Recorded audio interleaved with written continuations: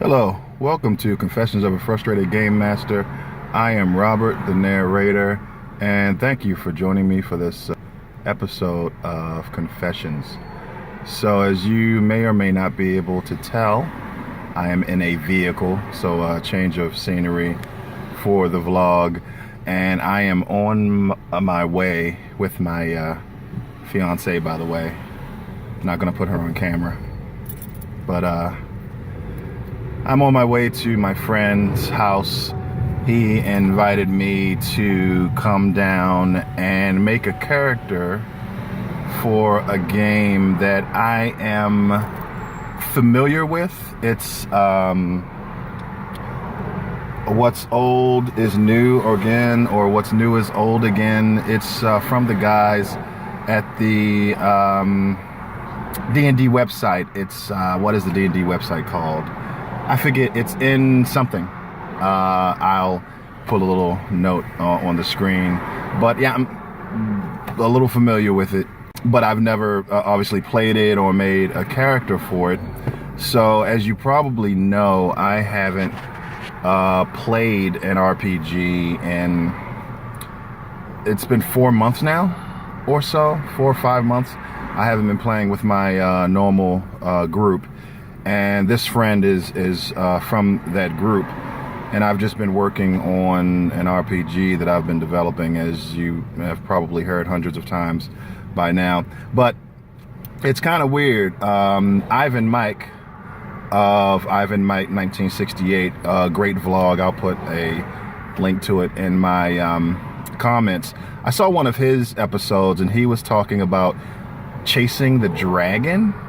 And I hope that I remember correctly what the whole topic was, but I think what it was in regards to is getting that old feeling back that you used to have for RPGs when you were just starting. I could be incredibly wrong, and if so, I'm probably going to edit this out of the video. But when you have role played for such a long time, it is really hard to get that new feeling back as you had when you first started role playing, where everything is fresh and you didn't know what was going on and everything was new. And the only time I get close to that feeling is when I'm doing something like this, when a friend asks me to come over and make a character for a game that I've never seen before. You know, it's very kind of a euphoric, brand new, like it was when I first started role playing type of experience. And these days, that's pretty much the only time that I get that feeling. So it's really fun to go in and experience a new system, experience a new character creation process, experience a new setting that I'm not really familiar with. It makes you feel like, you're brand new again, boy, aren't you? So yeah, that's what I'm doing. I'm going over to his house, and it's, of course, as I've mentioned in previous episodes, the reason that I stopped playing with my particular group of many years is because there was not much variety in setting and genre and system with my group. So I decided, you know what, I'm just going to use that time that I was spending with my group to work on my game, because things have gotten kind of stale. So this, what's old is new again, or what's new is old again, whichever one of those are correct. This system can do fantasy and it can do science fiction, and I'm pretty sure my friend is going to be doing science fiction. He talked to me a week or so ago about wanting to do sci-fi, oddly enough, because he is very much so a fantasy guy. So that'd be very interesting, and this system can support both. So if there is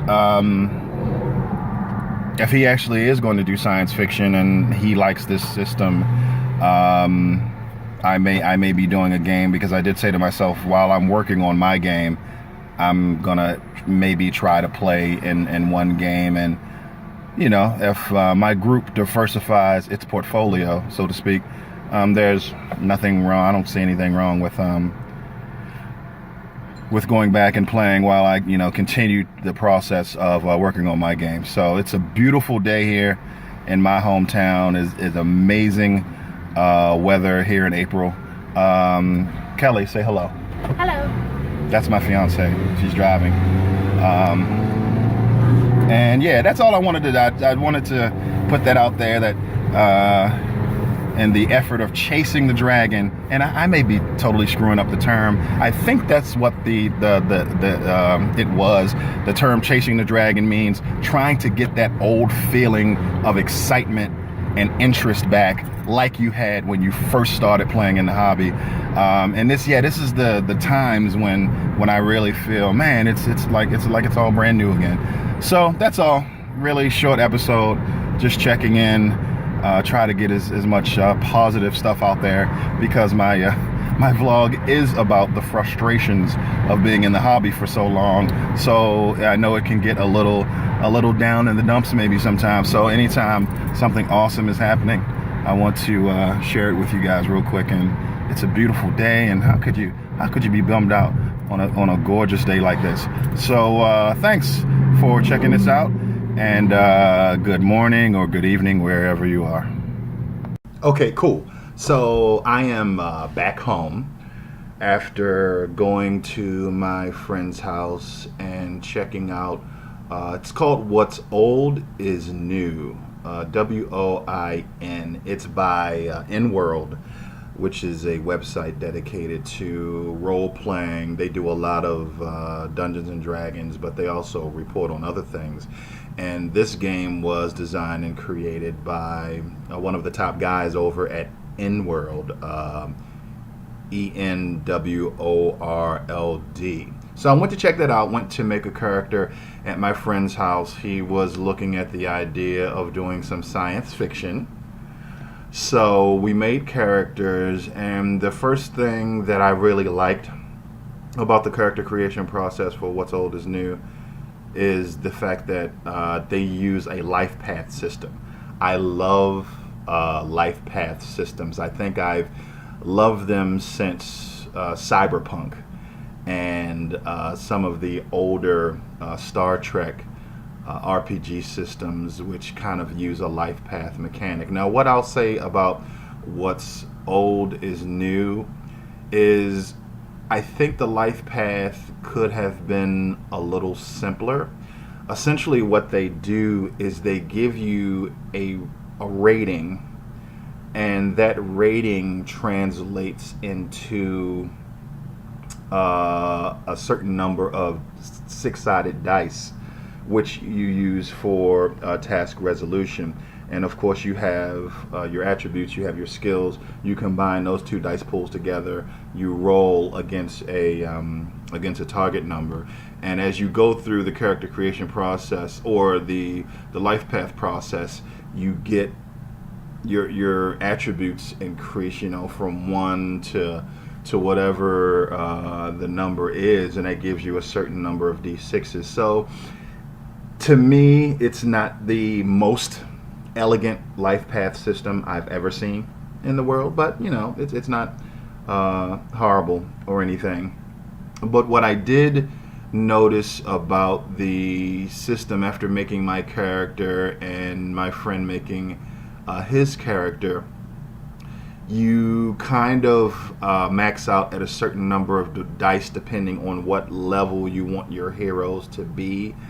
And pretty much, since you're using D6 die pools,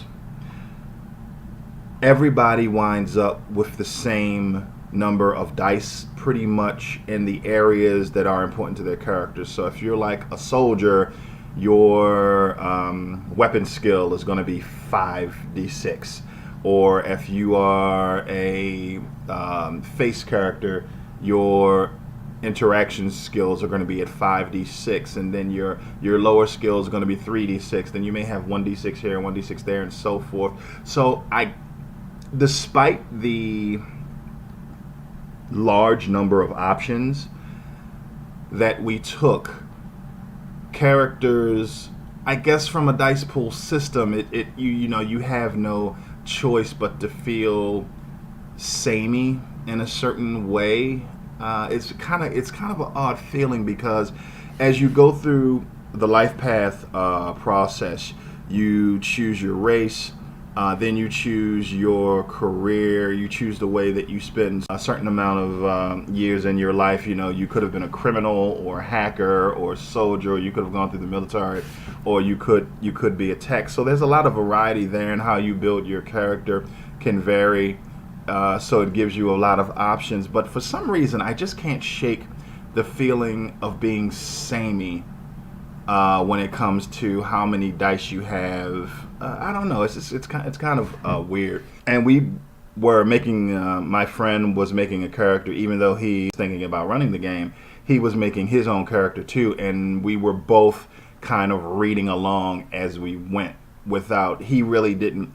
We kind of helped each other make the character. He wasn't guiding me and making his character at the same time. We both were kind of reading fresh and going through, and the rules were kind of unclear on when you had to do your figured characteristics, when you had to match a couple of stats together, whether or not you were using the die pool or whether or not you were using the number that gave you your die pool. So that was a little bit unclear, and of course we didn't have time to play any to see if the system or how the math works. But what I will say about what's old is new is if you like a ton of options, they're there.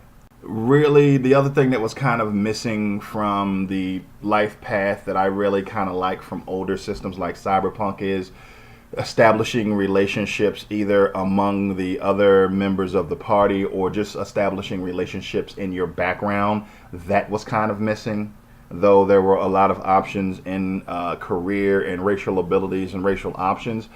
Kind of establishing background as far as relationships was not really there, which I kind of missed. The rules weren't completely clear, and I just get this feeling that there was a simpler way to do it. Though it wasn't complex, it just could be a step or two or a step and a half simpler, but not complex by any stretch of the imagination. So at some point, we're going to try it, and hey, it's science fiction, which any opportunity to play something other than what we've been playing recently is great. And I'm going to continue to work on my game and do some playing and hopefully get some play testing done from that. I looked at the equipment section, and I kind of like gear porn. It makes the world seem to me substantial and like things are solidified, and I like that. So we'll see how it goes. And those were my thoughts, and I really enjoyed making the character. Got the satisfaction of seeing a new system, and makes you feel fresh, like the hobby is fresh again. And it was pretty awesome. So yeah, that was great. And thanks for joining me for this episode.